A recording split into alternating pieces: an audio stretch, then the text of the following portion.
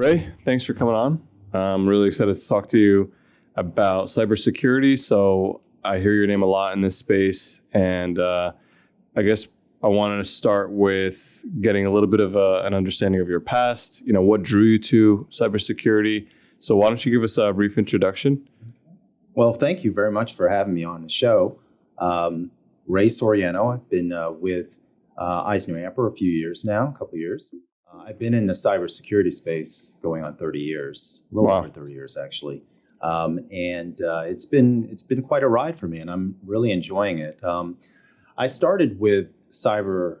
Actually, it wasn't called cyber at the time. It was called data security back in the days of the 1980s, and I used to work for a financial institution in Virginia, and I actually was involved with IT data processing type of initiatives for the bank. I first got involved with mainframe security, working on ACF2, RACF, and top secret. Was that back in the day when you could hack a phone by just dialing random digits? Well, that's phone phreaking, yeah. And that was Freaking, that's right. That was part of kind of the allure that also got me involved. I mean, even prior to working in the bank, even at the age of, I'd say it was 16, 17 years old, I got my first Tandy 1000 SX computer from Radio Shack when they used to be around. What kind of operating system did that have? It was an IBM compatible, DOS based. DOS-based, Yeah, DOS-based. So it was a lot of fun, trying to program. What was the biggest threat back then relative to like today? Back then, the systems were pretty much had remote access through dial-in.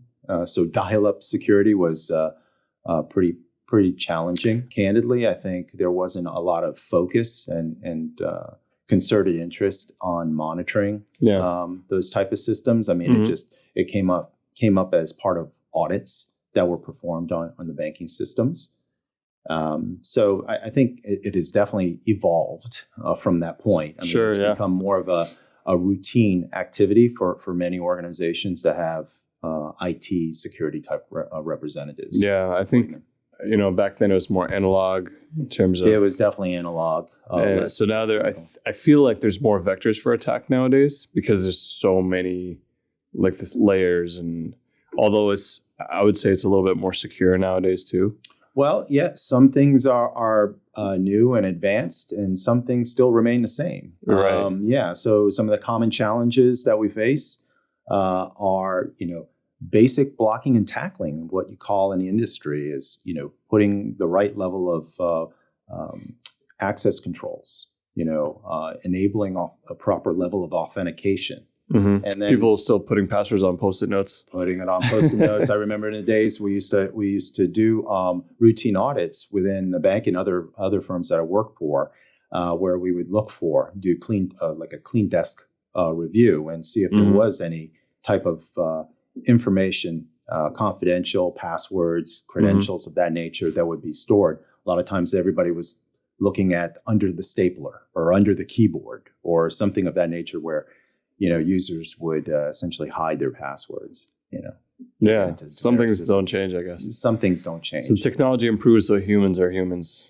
That is the main culprit in many of the cases that we experience is because it's not because of like the hacking into a system. It's user error or, just not having enough understanding and awareness of the actions that they're taking. Yeah. So you were 16, 17 when you initially became interested. You wanted to be a hacker. Is that what it is? Yeah. I think you could call it that, but it wasn't. It was kind of an interesting experience for me because the concept of a hacker really had different meanings to others, and some hackers, quote unquote hackers, were considered more of the professionals that really looked at it from the purest way of dealing with IT versus those that had the more, I guess the bad kind of behavior that people think that hackers are actually doing. And in fact, when I worked at another bank, we actually had consultation with outside counsel to even have discussions about what is a white hat hacker, what's a black hat hacker, what's a gray hat hacker. And each one of those has a different type of meaning. Right. We even went through, as far as screening for employees, if they were known hackers, we wouldn't hire them.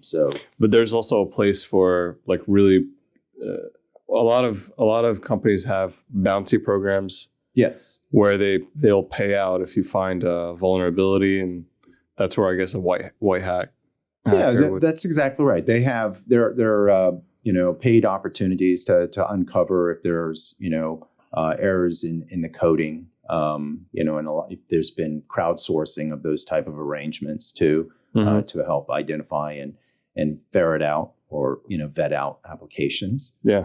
There's some benefits there to help with kind of improving the overall security for certain things like applications. I don't know if you know this, but I actually was suspended from high school for hacking. Were you? Do you want to hear the story? I would love to hear the story. Man, it was a while ago, but this is back in the Windows 2000 days. Yeah. And both parents worked, so I was after school often, and they blocked all the game sites. Back then it was like Flash games. Flash games, yeah. So I was like, I'll just crack the administrator password and I'll give myself access to miniclip.com or whatever it was, if you remember those sites.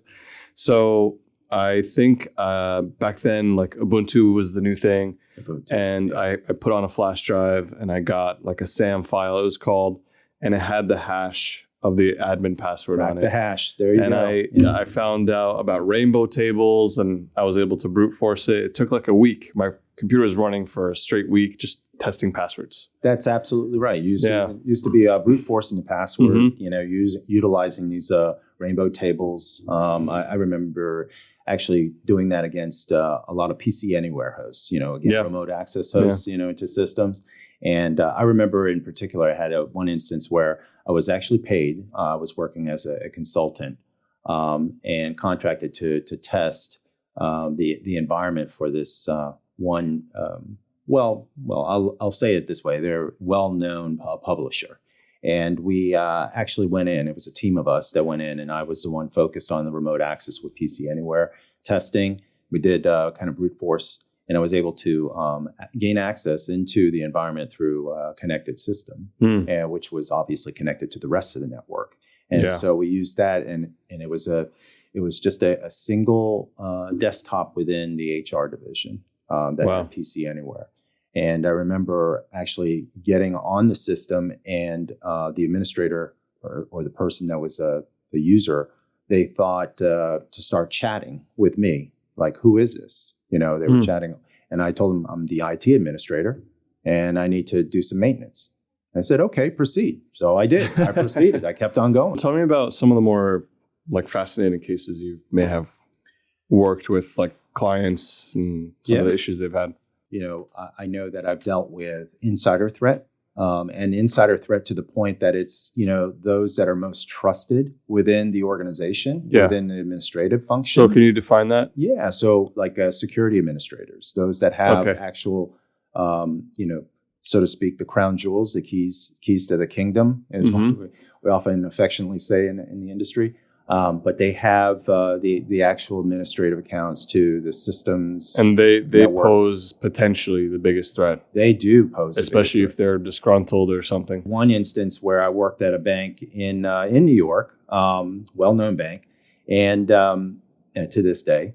And there was, at that time, this was in the early 90s, they had bulletin board systems.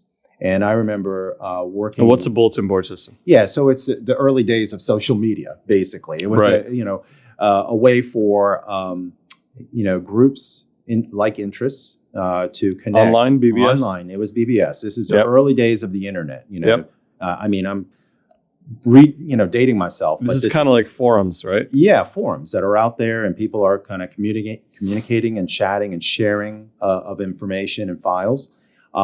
Well, this one administrator was accessing the BBS systems and essentially was sharing viruses. and cobbled viruses together to basically breach, systems or cause havoc on systems. And more importantly, they were using the bank systems to develop the code. And and they were then passing that out. So there was a big research that, investigation that had to go into that to prove that point that was going on. Later in my years, I worked in under contract for the FDIC. And I was involved with a lot of these things that we're hearing about with bank closures, bank resolutions, let me put it that way. And so in one of the instances where we were doing a review for the bank and doing some due diligence, we understood or uncovered that there was a collusion that was occurring within the environment between the IT and the chief risk officer, if you will. And when you say collusion, what were they trying to accomplish exactly? Basically circumventing access controls, enabling them to have access to, funds. Funds, and that's typically what's the issue. Right. But isn't that so traceable? I mean, they would.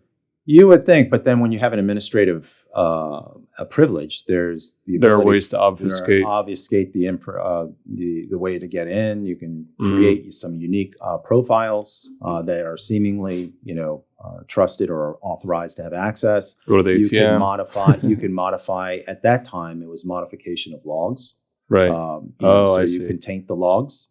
I see. So they wouldn't be able to trace it. Yeah, so it'd make it more difficult. So it was pretty alarming to me that insider threat was that pervasive and that real. That's interesting. So log tampering, is that still a potential issue? It's much more difficult nowadays. In fact, I think there are techniques that are out there right now to have more non-repudiation and trust in the logs itself. And that's partially why blockchain is kind of so powerful. Absolutely. Blockchain is very powerful. Because you can't. You can. I mean, there is a sense of integrity with that overall blockchain. But it has to be decentralized, right? It has to be decentralized. Because a centralized blockchain can still be tampered with technically. That is correct, because that's the challenge with a lot of these systems. If you have it in a central location, then if you're able to manipulate, then there is no trust behind that. So I know this isn't necessarily security specific, but are you finding a lot more activity or usage of the blockchain technology with banking or other sectors? Other applications, yeah, even just in farming. I mean, knowing where crops are coming from. Their blockchain is part of like supply chain. Yeah, supply chain in the overall grand scheme of things. If you want to understand where certain products are coming from, again, agriculture, or if it's even in the meat processing, knowing where cows, as an example. So, what is the incentive for these companies to implement the decentralized solution? Is it because the vendors they're working with require that level of transparency, or, I mean, what's the catalyst? Because they can just use their own internal databases, but there's always going to be that notion of trust, right? Yeah, that's the whole concept behind blockchain, is to create this level of trust amongst all the parties that are involved in that overall supply chain. Well, that's the one thing I can say. I'm constantly learning about these type of technologies and advancements. And that's the appeal behind cybersecurity. It's not a static thing. It's always evolving. It's always evolving. It's always evolving. Yeah. So speaking of which, can you walk us through kind of the evolution of the threats themselves and also the mitigations? Or, I don't think companies necessarily spent a whole lot back then. Nowadays, a lot is being spent, but there's a lot of solutions that kind of makes it easier for companies to implement cybersecurity without necessarily needing a whole department for it, right? Yeah.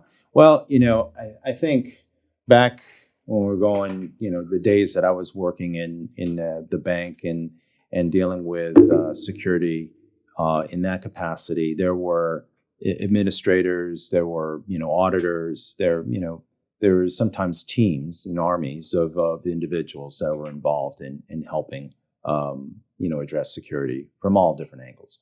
the days of virus protection has evolved to not just putting antivirus. Now it's really looking at an endpoint, with the full endpoint kind of capabilities of looking at it more dynamically, more routinely at the endpoint, and understanding if there are any kind of malware or issues that are occurring there, and also taking stock of what's on the network, through understanding what endpoints are out there. That's been a big pain point for a lot of companies, knowing what are your assets, what you're trying to protect. And that includes like endpoints that sit between an email link. Like I think like your desktop, or even your so PDAs. Endpoint management, Microsoft Intune, That's all right. of those things. All those things are used in harmony to kind of to minimize to minimize the landscape, if you will, from an attack surface perspective. I think of when Bitcoin came out. Mm-hmm. Now all of a sudden you can blackmail people for their data. You know how they have the what do you call them? When they basically encrypt your hard drive or your data, and then there's a note that says if you want us to decrypt it, ransomware. That's right. Mm-hmm. I mean, I was like, that's insane, but it's actually really, really intelligent. It's like spy versus spy. You're always trying to be on top of it and think of what the next attack is going to look like. Well, I think all of that is fascinating to me. Yeah. I mean, it also gets into the psyche of the people that are actually doing this type of thing. You would think if they're that smart, why don't they just get a job? Well, they can. Why? Because they can get more money doing that. That's than, actually to tell you the truth. I mean, it's in a multi-billion-dollar, if not trillion-dollar business, and that's why there's a lot of these regulations that are in place right now that have really propped up, because we're trying to put a little bit more control. Like similar to what they're trying to do with TikTok? Similar with the CFIUS, Committee for Foreign Investment in U.S. Assets. Yeah, so they want to essentially restrict any of the Chinese, create a wall, if you will, between Chinese owned and U.S. owned. More or less the data going back and forth. It's all about the data, right? Quite honestly. And there's so much data now being captured everywhere. Yes, it's almost impossible to plug it or prevent it from, going into the wrong hands. Yeah, I mean, in the reality is all of our data is already exposed. It's almost like we give it voluntarily. It's like, here you go. And many times it is. That's the case. But I know that there's sites called I've been pwned, or have you been pwned, or something like that. I've heard of that. Yeah, and I think I remember putting in my own email accounts. So can you explain to the audience what those websites are? Yeah, those websites actually provide insight into known hacked sites, or locations that have. So you can enter your password and it'll tell you whether... Enter your user ID or your email is what I put in there, and then it will tell you if it's been compromised on a certain site, like if it's been already put onto some website like Wastebin, or if it's been disclosed as part of some kind of breach already. It will tell you. And then you would go change your password. Yeah, then you can go through the activities of changing your password, which is probably a good practice anyway. Yeah. To do that if you're still using passwords. Right. Yeah. I mean, nowadays MFA, multi-factor authentication, that's super important. It's absolutely important. Right. If I've read multiple studies, and even Microsoft has put something out there, and I don't want to quote them, but I know that they indicate that a large portion or percentage of a lot of the breaches that are out there could have been prevented if they had multi-factor in place. And even when it comes to like multi-factor, there is applications like Microsoft and Google Authenticator versus using a text message, which is not secure because now they're spoofing your SIM card. Yeah, spoofing SIM cards. There are different applications. I've even used certain applications, that have that multi-factor with a texting feature.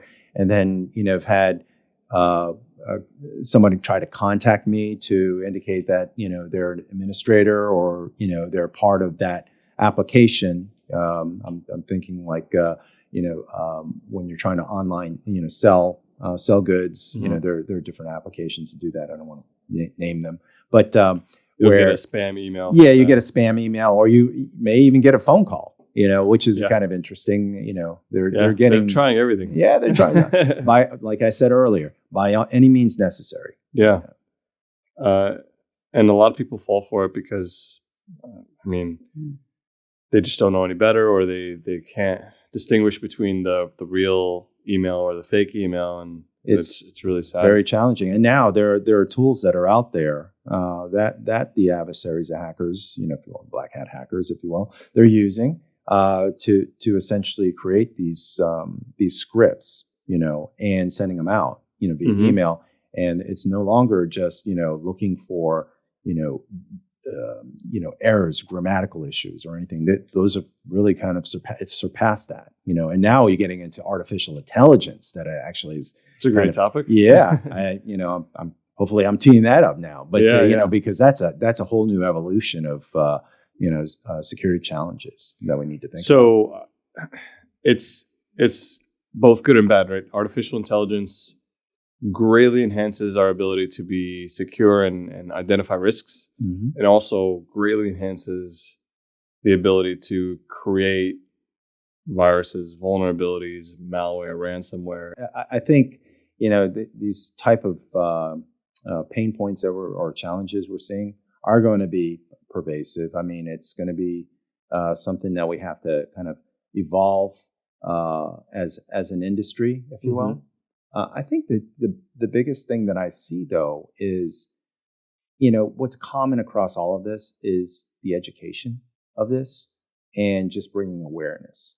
And no matter whatever the issue or the circumstances, putting that information out there and letting people be aware and understand that there are different ways and means that the attackers are always going to be looking at how to get in. So just to And that's create where that training comes vigilance, if you will, Right. and putting in training because the layman is not going to know the latest threats. They're not.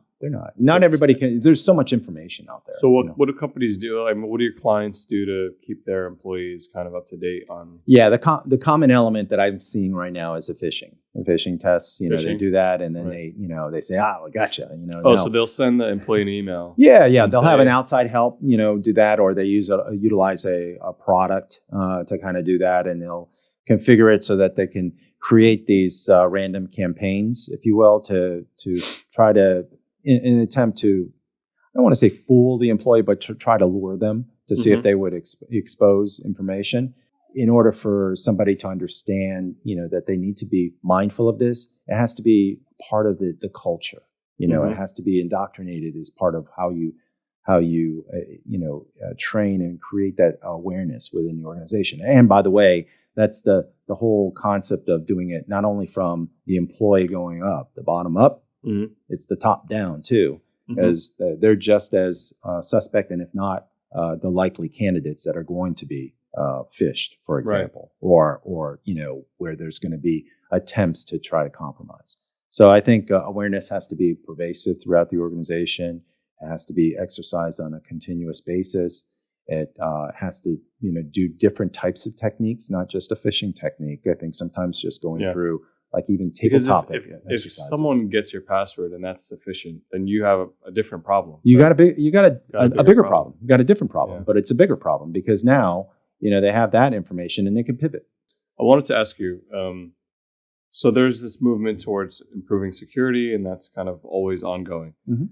How do companies balance that between innovation? Because I see security as almost an antithesis to some degree of innovation, because it slows down processes, and the more you lock things down. For example, my work application, I can't even copy and paste something from one application to another. Right. I can't even copy any. You know what I mean? So you're trying to bypass now controls, right? You got to figure out a way to get. Yeah, you got me. Yeah. No, I think with innovation, obviously, there's a lot of goodness, if you will, with that. It brings the opportunities, the efficiencies, growth for organizations, but obviously it introduces some additional level of risks in some cases. Mm-hmm. I think it's just understanding the technology, maybe putting measures, risk indicators, kind of metrics in place to understand how the innovation is not only providing the value, but at managing risk. Have you seen any clients do, this is just something I thought of, like a sandbox environment where it's a free-for-all, there's no security in place, but it's completely isolated from the main operation? Mm-hmm. From a research and development perspective, have you seen, is that something that is common at all? No, it is common. I mean, you're going to have to do some R&D, I would think, and you can isolate. But what the problem is, and again, this has been through my own experience. I worked on another client where is a cable box manufacturer. So they, as an example, they had their technology, their latest and greatest technology. It was more from they were trying to market the technology, but they claimed that it was isolated, right?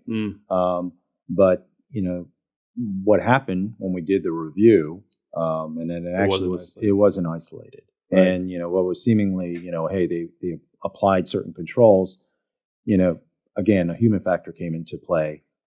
One of their developers, an administrator, actually enabled access into the production environment of the network, and seemingly this set-top box, if you will, provided the gateway into the environment. Oh wow! So I think it's important for people to understand kind of the boundaries and what's part of the ecosystem, if you will, right? The IT ecosystem. Take a high-level view and then drill down. Right, and be open-minded that it's not just what's in your capacity of control. It's what is also in the capacity of your providers right. and the third parties that you're working with. And that is another area. Everyone has their own security risk. And I guess that makes sense, given all of that, why a startup can outcompete a big company, because the stakes are a lot lower when you don't have that much data, and they're able to move a lot quicker. Yeah, they're more agile. Yeah, for sure. Absolutely. Yeah. But as they evolve, as they grow, eventually they have to do the same. Right. And, depending on the industry, because I deal a lot with financial services, I deal with regulated industries, healthcare, I'll deal in certain respects, retail, those that are governed by some type of state, local, or federal requirement. And generally those, even if they're a small firm, they still have to eventually evolve and be governed by those laws and statutes. But hopefully there's, solutions that help them so that they're not spending all that time and resources. Yeah. I think from my perspective, it's and what I do on a routine basis is try to help organizations mature their thinking related to cybersecurity and just overall risk management. Yeah. It's educating and going through that process with them. So we do a lot of hand holding. I'll say it that way. I mean, because we have clients that are all size and scale, and you would think that the small, kind of mom and pop proprietorship don't have that many problems, but they do. They have just as many problems as the large enterprise. What advice would you have for someone who's maybe still in school that's looking into cybersecurity? Is it a very promising field? It is. I mean, I can say when I was going to school, a couple of decades back, I wasn't as exposed to the information assurance, and cybersecurity programs that they actually have as actual degrees. Yeah, they fleshed them out now. They've actually developed those, and it's so enlightening to see that this profession has really evolved. In that capacity. I would say, if I were to give advice to those that are in this field is, never stop learning, for one thing. I mean, it's not an end game, it's a journey that they have to go through, and they have to go through. I think that's the biggest thing. Yeah. It's everything related to technology. Really. It's an evolution of yourself and maturation of how you look at things, and, and evolving in the field that way. there's the old adage, it's not a matter of if, it's when, but it's now it's translated to when and how often, you Right. know. And so what I'm bringing up is that it's going to continuously evolve. And that's something as part of this field, it will be evolving. Right. So again, tying it So all we back, need- let them do the research, gain more knowledge, Right. and we need pioneers. yeah, we need pioneers in that space. That's Right. exactly right. Because I think there's, a lot of things that are the same, but, there are these new innovations and things that are going to be, distinct, and we have to understand them. What advice would you give your 20-year-old self if you can go back in time? Am I doing by myself? Oh, yeah.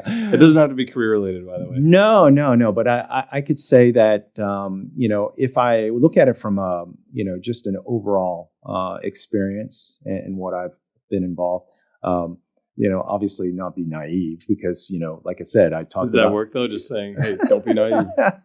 No, not necessarily. Sometimes you just got to stumble. Yeah, you got to stumble. But, always think about it from the perspective that you can challenge. You have to challenge. You have to use professional, scrutiny and skepticism and things. I mean, sometimes what is seemingly, supposed to be secure is not always secure. I mean, if I'm looking at it, translating it from a career perspective, Right.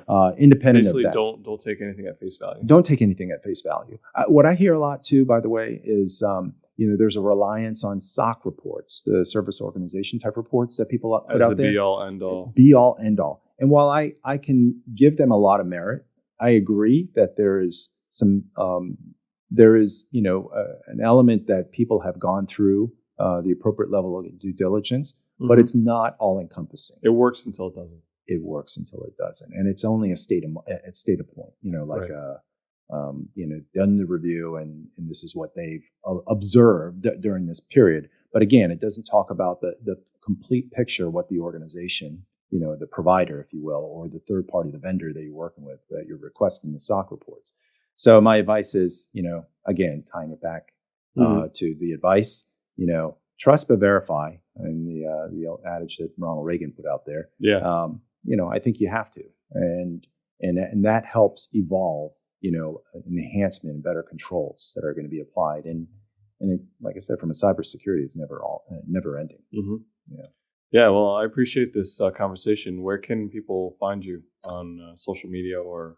Yeah, they can find me on social media, on LinkedIn. I have a Twitter account, at Ray Soriano1, the number 1. They can also, essentially reach me at Eisner Amper, my full name, Raymond.Soriano at EisnerAmper.com. I'm online. I'm pretty much social. Plugged in. I'm a social butterfly when it comes to that. So I am pretty plugged in, dialed in.